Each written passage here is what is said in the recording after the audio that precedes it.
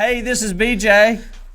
Hey, it's Aletha. Yeah, okay, listen, come on, Destiny. On today's episode, we decided we'd do something fun, one at a time if you can. Oh, my God. Is it possible? Is it possible to do one at a time?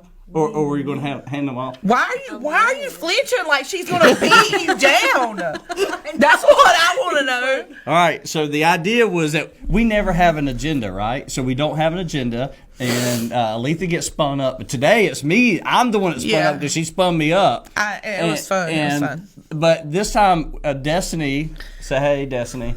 Hey. She was going to give us a list of things to talk about. So we have no idea. We've not seen this, so I don't know what I'm scared. We're starting light.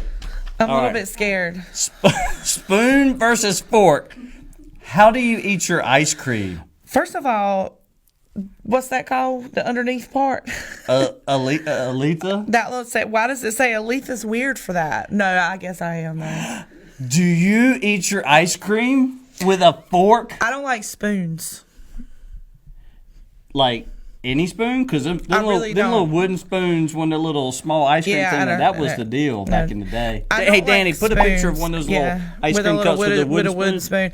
I don't like spoons. The only time I eat with a spoon is if I'm eating soup, and it has to be like the tablespoon. It can't be like the little spoon. What about cereal? I don't eat cereal. I knew there was something wrong. No, I don't. I mean, Apple Jacks, Honey Bunches of Oats. I have Frosted Flakes. Once every couple of years, I might get a craving for cereal, but it literally has to be. It'll be like a craving for it, but I don't eat it ever. Would you eat it with a fork? Well, no, I would eat it with a spoon, but it would have to be the big one. Okay, well. But I eat my ice cream. The question is, I prefer the do you eat your ice cream with a fork or a spoon? I eat my ice cream with a fork. God almighty, you're so loud. How do you eat ice cream with you can't get to the rest of it, to the bottom of it. Yes, you can. I do it every time. I promise. What about a spork at Bojangles? Do you use a spork? Well, I don't have a choice, do I? But no, they don't have forks and they don't have spoons. You could be one of those people that brings all their own utensils somewhere. Oh, it's not that serious for me. Yeah, I'll just deal, but no. All right, question for you in the comments. Do you eat your ice cream with a spoon or a fork? See the second one. Working from home versus office life. So we've got a pretty unique office environment here, I would say. And that was done by design. I didn't realize the massive personality we were going to get when Aletha joined the team. Because I was all by myself, and she joins the team, and everything. And your life has been better ever since. Yes, ma'am. And your life has been better ever since. Of course. Is this where I do the international symbol for help? Blink twice if you need help. But listen, seriously, our office environment is really cool. I feel like Destiny wrote this down because this is what Destiny wants to talk about. Well, do you want to bring her up on the show? Yes, let her chime in. Says she wants to bully us into doing everything. Speaking of which, we actually, because we hired Destiny, we have another bullying office, which is wonderful for me because... Except when we're being bullied. Somebody is there to check Aletha and to check Brandon. It's great. But I didn't realize it would also mean bully me as well. And me. She bullied me. That's why I was so ill when you got here. Because did you not see what she wrote on my board? No. Not only did she create another office invitation thing, then she turned around and wrote on my board in great big giant letters, "Off the record, today, twice a month." That was the goal. She has aggravated me over this. Well, I asked her to. God, and getting paid for it on top of that. Right. So what is the difference between working from home versus being in the office with our team, with our culture? Here's how I feel about it. I am very thankful and very grateful that here we have an option to work at home when we need to. So, for example, when I was sick and I had COVID or whatever it was, I had the flu. We got sick around here twice times. Mm-hmm. One time was pretty bad, worse than the other. If I'm sick, when my back was injured and I became crippled for several days, right, and I couldn't walk and all of that, I had the option to work from home. You know what I mean? Like when it's not dangerous, when it's dangerous to drive, you have that option to work from home. Right. And I appreciate that, and I'm thankful for it. I know a lot of people don't have that. Right. But the truth is, I be to the house bored. Like, I mean, I'm doing my work, don't get me wrong, but it's like there's nobody there to talk to. Well, I mean, you were talking to Taylor yesterday, like all day. I played all Taylor Swift documentaries on She admitted repeat to that. in the background. And how many times have you seen them? Multiple times. but But it- I appreciate it, and I love something more about But it every because time. we have such a close knit group and we use, like a chat in a closed loop chat system here for our office, we're staying in touch and we're constantly bantering, but also working for our clients and getting the news out. But it's just not the same. It's not the same when we're home. And It's boring. It was. I'll be honest. I got a lot of work done these last 2 days because I didn't have to worry about the office bullies. So You ain't got to worry about us not in every day. You can go right here in the studio and close the door. You can go to your house and work. yes, dear. But you ain't going to do that. No, it's because you would say, "When you coming back?" I would cry. you would. She keeps saying, would. "When you gonna come back? Hurry up! God, it's taking too long." He does the same thing to me, though. I do. So it's fine. But it is not the same. So this morning, you had told us, look, if you guys feel like you can get to work safe tomorrow, come on in. You're welcome to come on in. If you can't, you can't. Whatever, right? And Destiny said Tyler worked from home today, and that he asked her when she was leaving. He was like, "Are you going to work?" Or this morning, he was like, "Are you going to work?" She was like, "No, I'm not.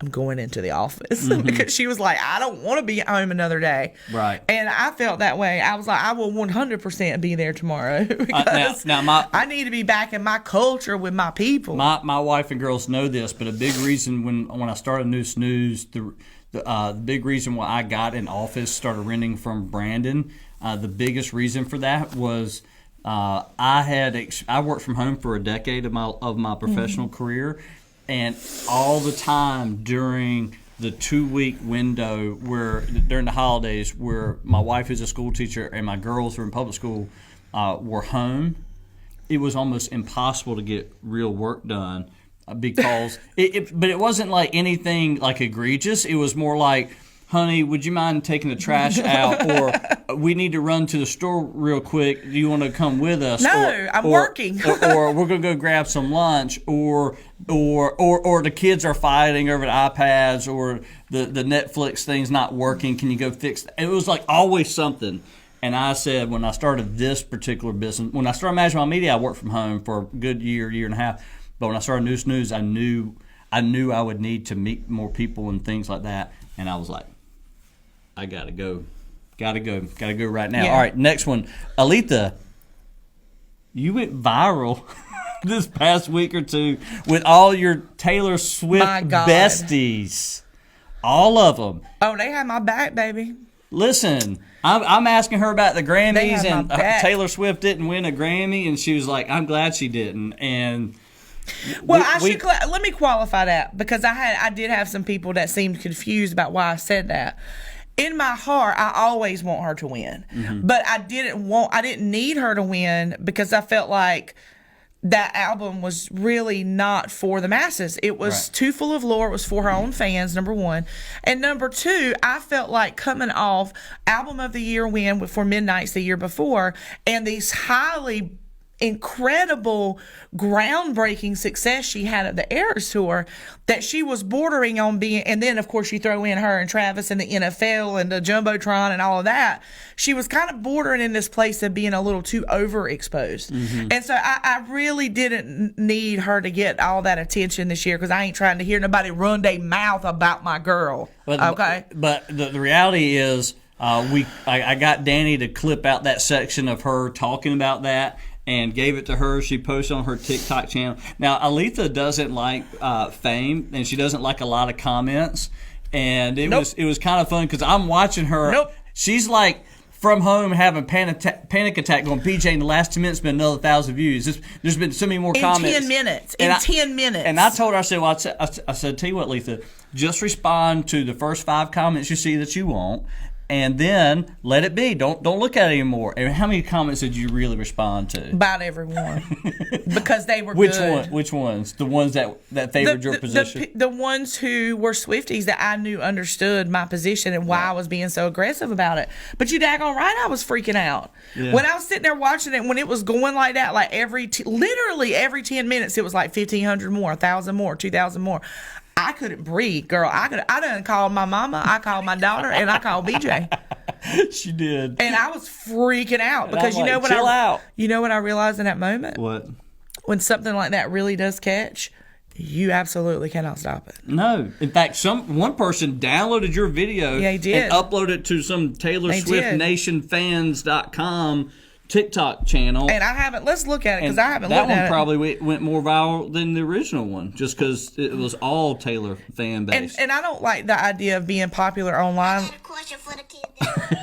Go ahead, TikTok. I don't like the idea of being popular online like that because people be getting in them comments and they make me mad. Yeah. I'm always scared somebody's going to just make me mad and I'm going to lose my mind about it. So I don't typically, So I was going to say I haven't looked at it in several days. So it's 177,000 views now. Right on the original one that you posted. Yeah, 21,000 hearts, 770 comments, 670 bookmarks, I guess. Or Well, I don't know how many the other lady got, but it I don't was know. fun. It was fun. The truth is, It ended up being fine though. Okay? as a It ended up social being media fine. philosophy, we don't really get caught up in vanity metrics like the number of likes, number of views, and stuff. But it's at the same time, it's also kind of fun to watch. It was. I agree. After you calmed me down a little bit, I'll be honest. Really? You did. You calmed me down a little bit because I was freaking out. I was like, I'm not even going to be able to go to sleep.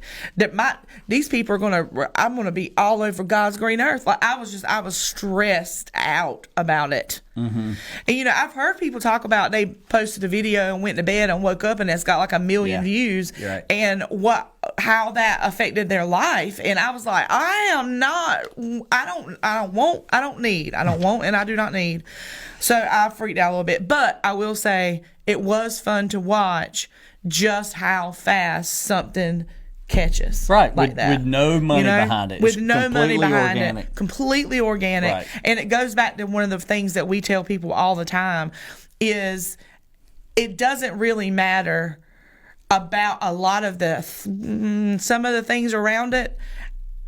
At the end of the day, if the content is good and people connect with it, Right. because we talked about this too. One of the things that I thought was wild about that video is it doubled in views overnight. So in the middle of the night, 16,000 more people watched it that first night. Right. So when I went to bed, it was at 16. When I woke up, it was like 31 in the middle of the night. Right. That's crazy. It is. It is. So we tell our clients all the time in our social media world that the time of day doesn't matter. If it's good good content, it will find the people it's designed for. The people will find it as well.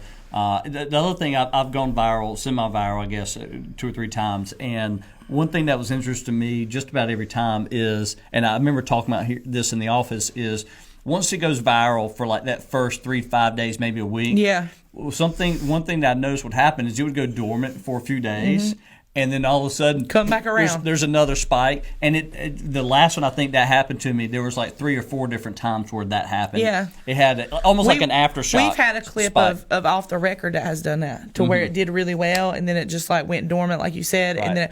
and then the one with where you had left Catherine at the office, and that's what I was going to say too. A lot of people were like, "Well, of course you were talking about Taylor Swift, no doubt, no surprise."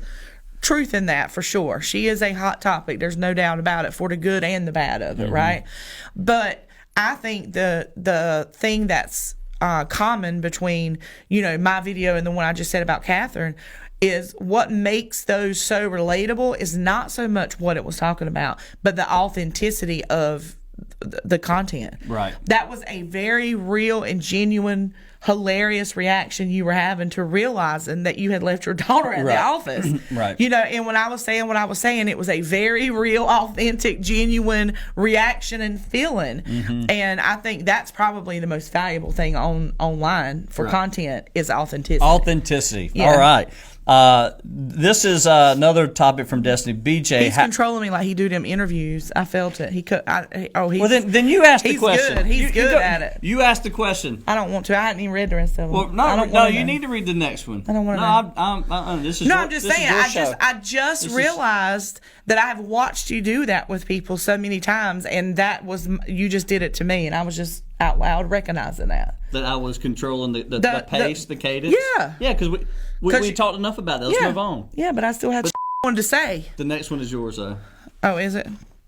BJ, how do you really feel about I haven't finished reading the question. y'all trying to get this man murderized? How do you really feel about Valentine's Day? Oh. Oh.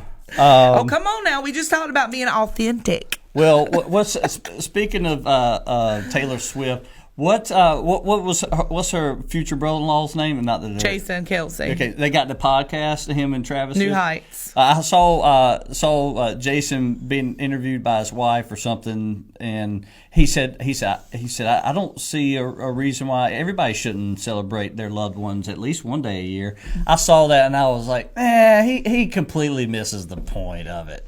Because the reality is, just like with Christmas, just like with Easter, marketers like us have figured out how to ruin everything. That is so true. That's why I'm probably good at what I do. And what I'm I see the saying, bad what I'm in saying everything. is, do you know how many times I take my wife out on a date?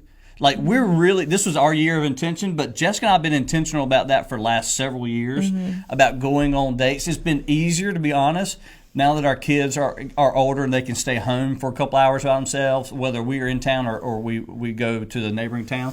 But that has become easier now, but we've been very intentional about that. So we celebrate or love each other often. We're really intentional.